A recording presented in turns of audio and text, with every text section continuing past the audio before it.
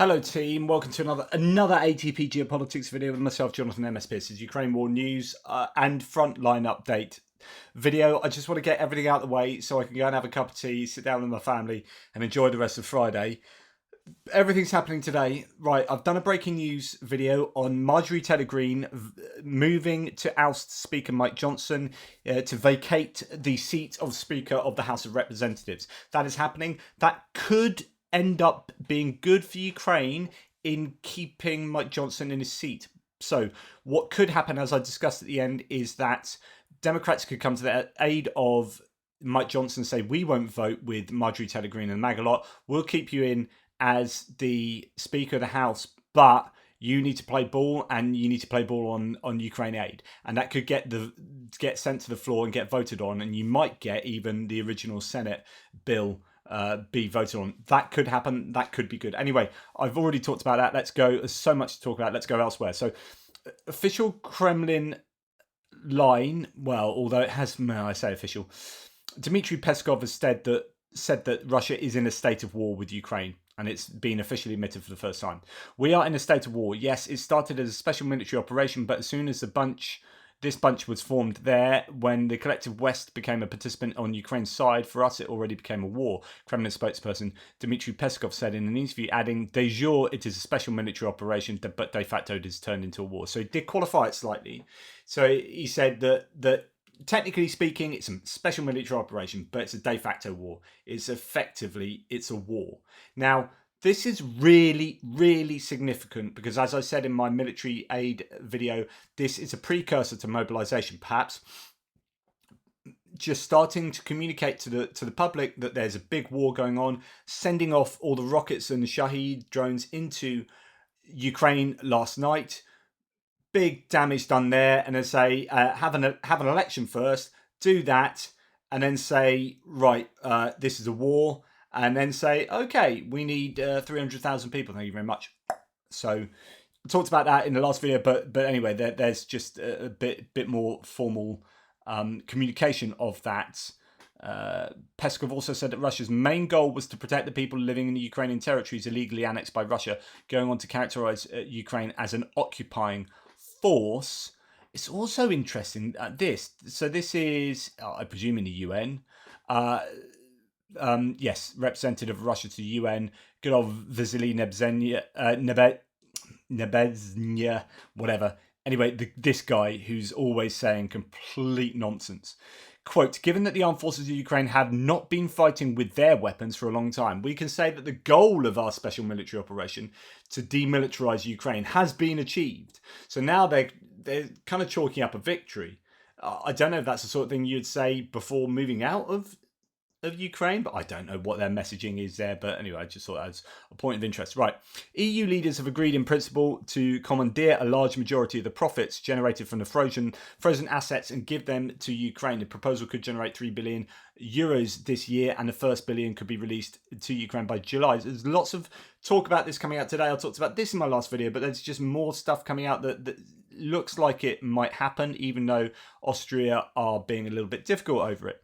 Right, the European Union has imposed sanctions on those involved in Navalny's death. 33 people have been placed under restrictions, including judges of the Russian Supreme Court, Deputy Minister Vukolov, and First Deputy Head of Federal Penitentiary Service, and the head of Moscow Department of the Federal Penitentiary Service. Also included in the list are IK3 Polar Wolf, where Alexei Navalny died, the head of the prison and its deputies. Restrictions were also imposed on IK6 Melakova in the Vladimir region, where the politician was held. So, lots of people getting sanctioned that are all to do with Navalny. Good news there.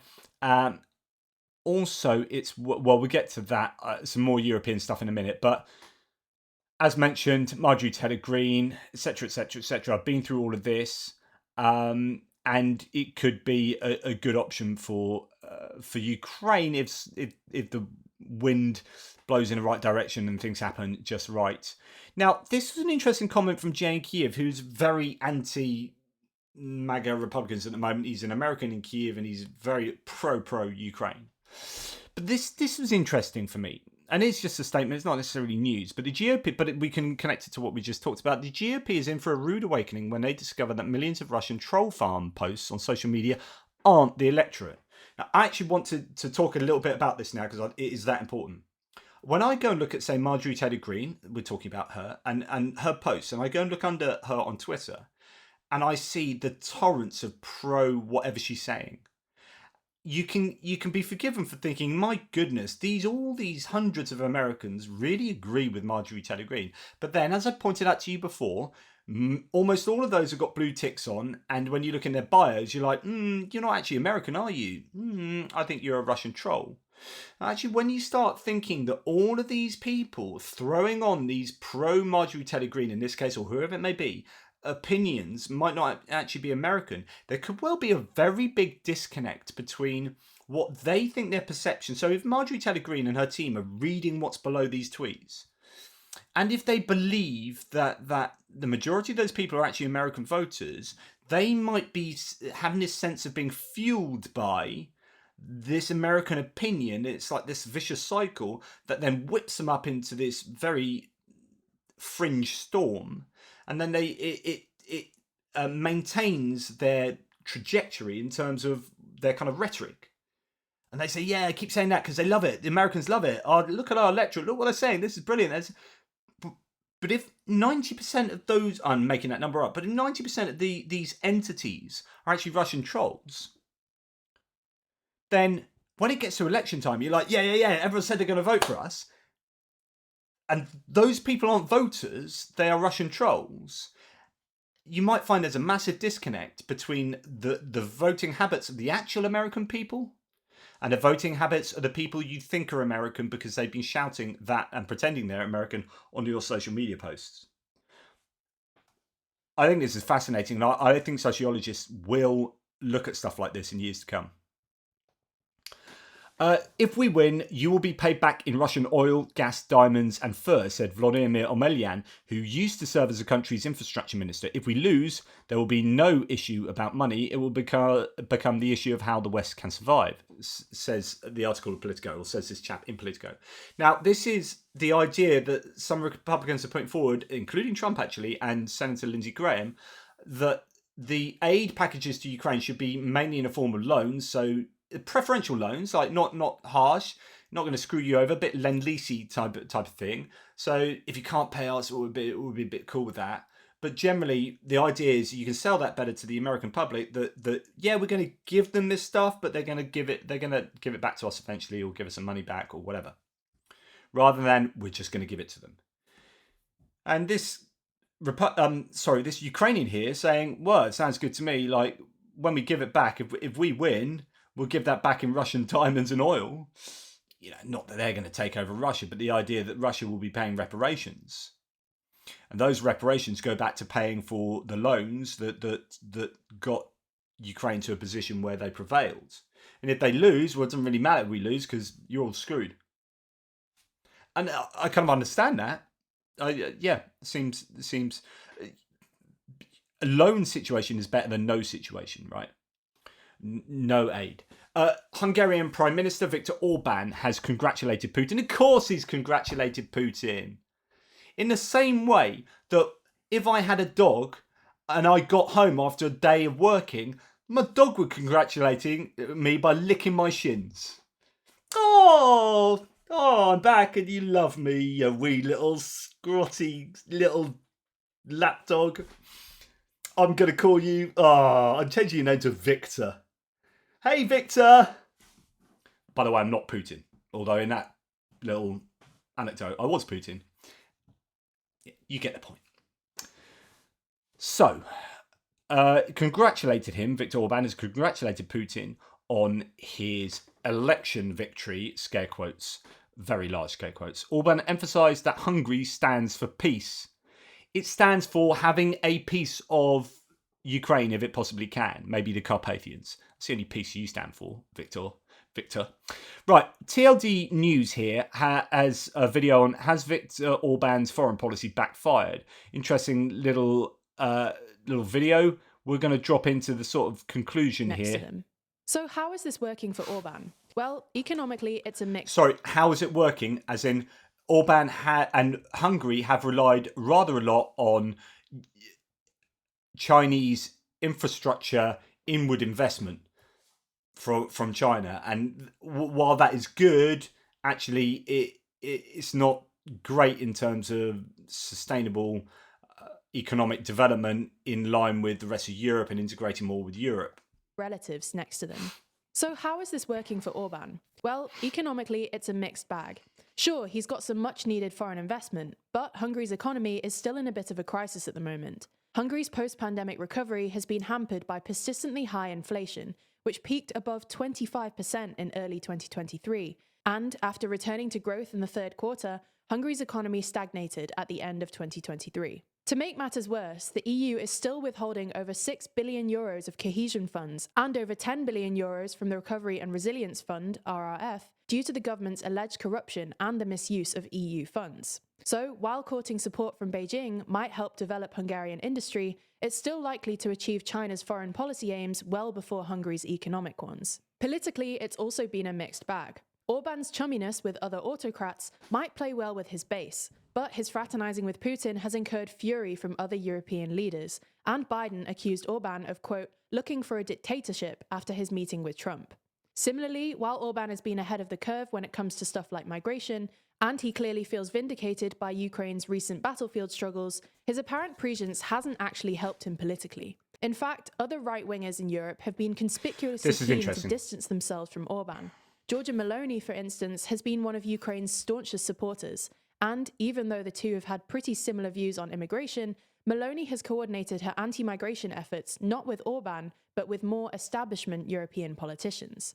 Similarly, the Sweden Democrats, another right-wing upstart that you might naturally expect to get on with Orban, are actually so anti-Orban because of his Ukraine policy that they threaten to quit the European Parliament grouping if Orban were to join. The point we're making is that even though Europe is moving right, which you might expect to benefit Orban, his contrarian politics have apparently kept him as isolated as ever.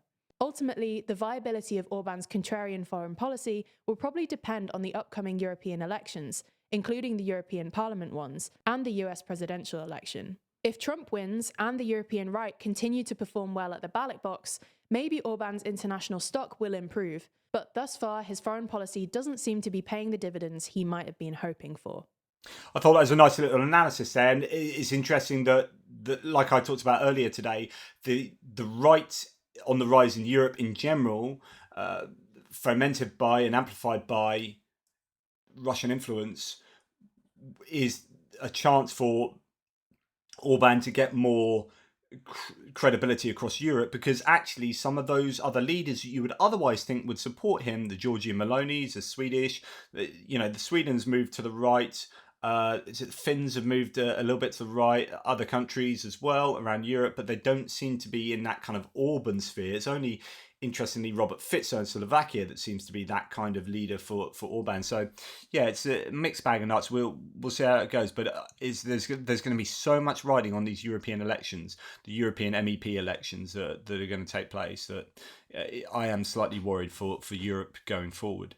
Zelensky is holding a meeting with the Minister of Defence of Denmark, Troels Lund Poulsen. Among the main topics, they discuss Russian missile attacks, a need to strengthen Ukraine air defence, prospects for joint production of weapons. We thank Denmark for their assistance already provided for our protection. We will continue to strengthen, he emphasised, Zelensky. And Denmark, as a percentage of GDP, has spent one of the most, if not the most in the world, is it, on Ukraine? It's either Denmark or some of the other, or some of the Baltics possibly. As a percentage of GDP. Obviously, there are other ways of measuring. Polish farmers have unblocked traffic at one of the checkpoints. Protesters have completed an all-Polish rally in front of the Zozin checkpoint. Buses, cars and trucks are allowed to pass in both directions as usual, so that's good. And at the same time, EU plans to impose a tariff of up to 50% on Russian grain imports. I talked about this the other day. Russian grain exports to the EU have increased from 960,000 tonnes in 2022 to 1.5 million tonnes in 2023, while at the same time production had rocketed from 35 million tonnes to 50 million tonnes between 2022 and 2023. I wonder how much of that would have been stolen from the Ukraine, not the UK. EU officials said currently there are low customs duties on the Russian grain in the EU or none at all. If the proposal is approved by the European Council and member states, a tariff of €95, as I mentioned the other day, per tonne of grain it currently sells for up to €220 would be introduced. So that, imagine how much that's going up. So if it's €220 per tonne and it goes up €95, suddenly that becomes unsustainable, is uncompetitive. And then when you're putting the normal tariffs on Ukrainian grain that was previously at EU tariffless, frictionless trade, that's what the farmers are partly complaining about. You say, okay, we are going to put your standard tariffs on Ukrainian grain, but if they're whacking up the tariffs on Russian grain to like crazy levels, then even though the cost of Ukrainian grain will go up, actually the demand for it will remain, and it could be a situation where everyone's happy.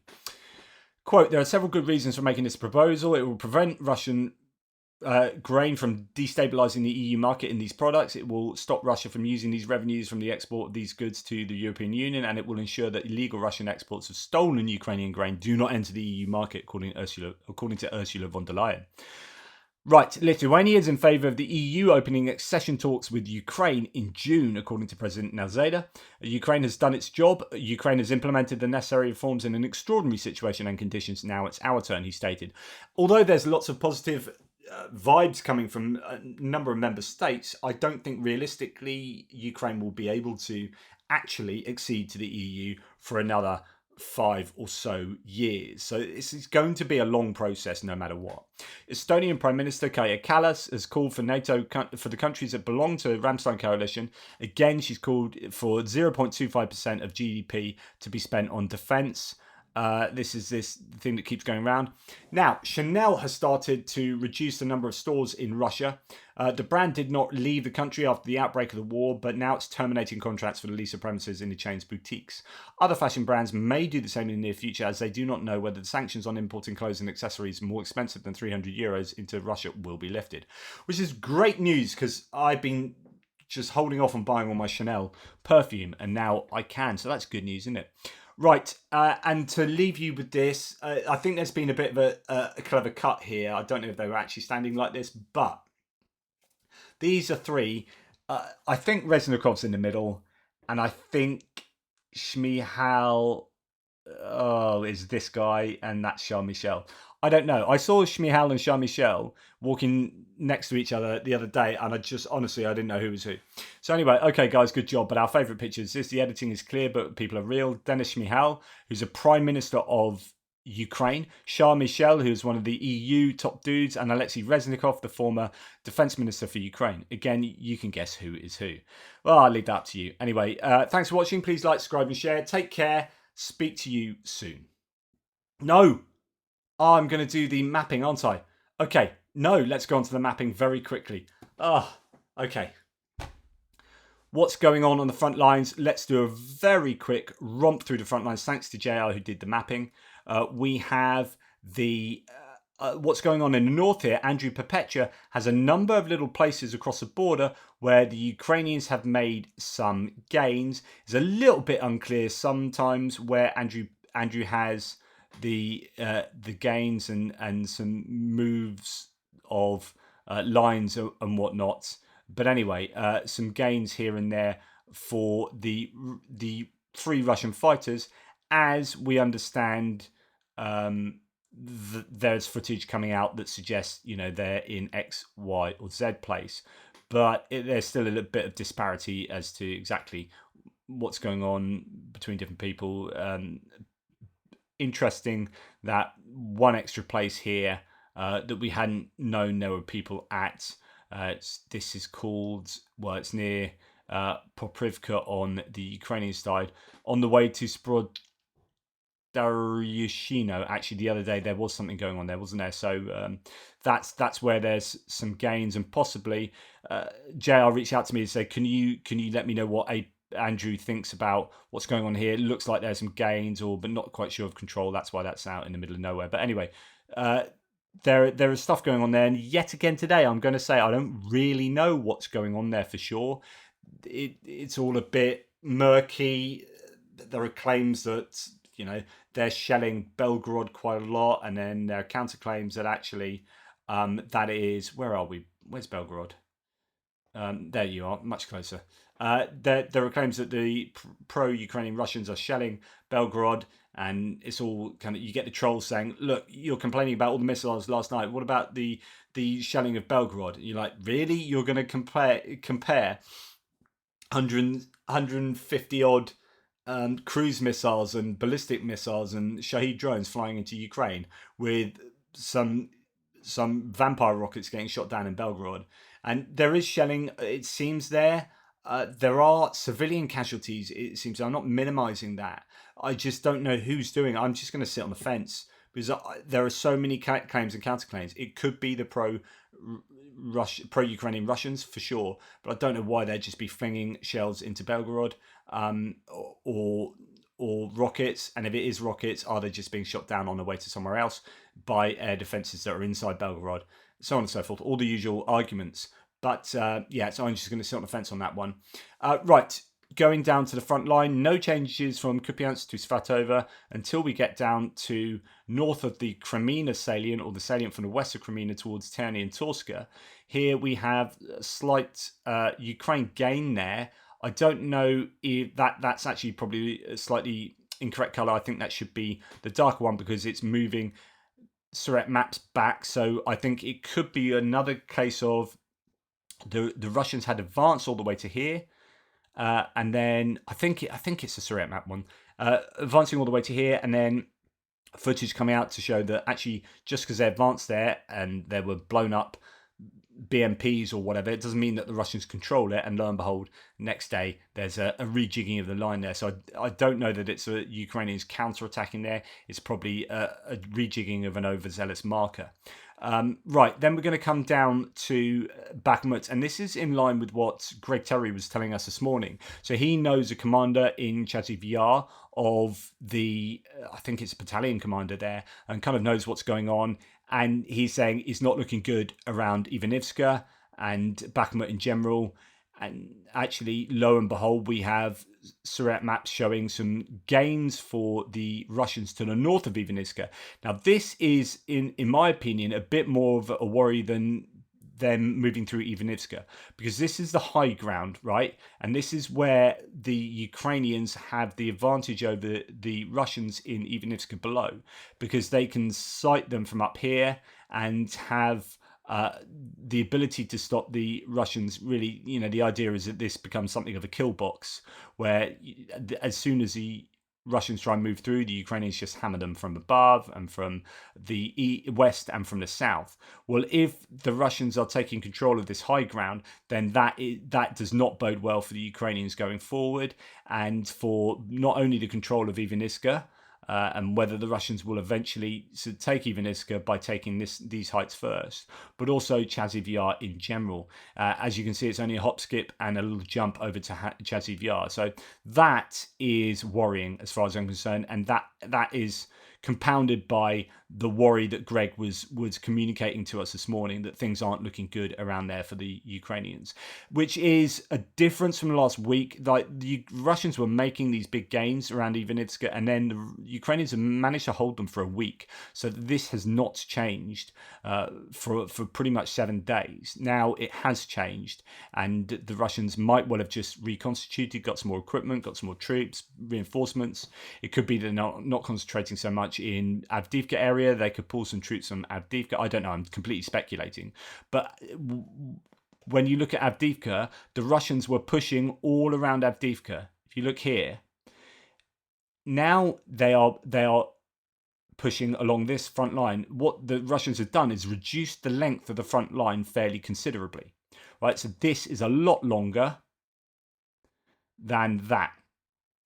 And as a result, it could be that they have some spare troops that they could throw into Bakhmut area. But again, massive speculation from me. I have no evidence of that at all.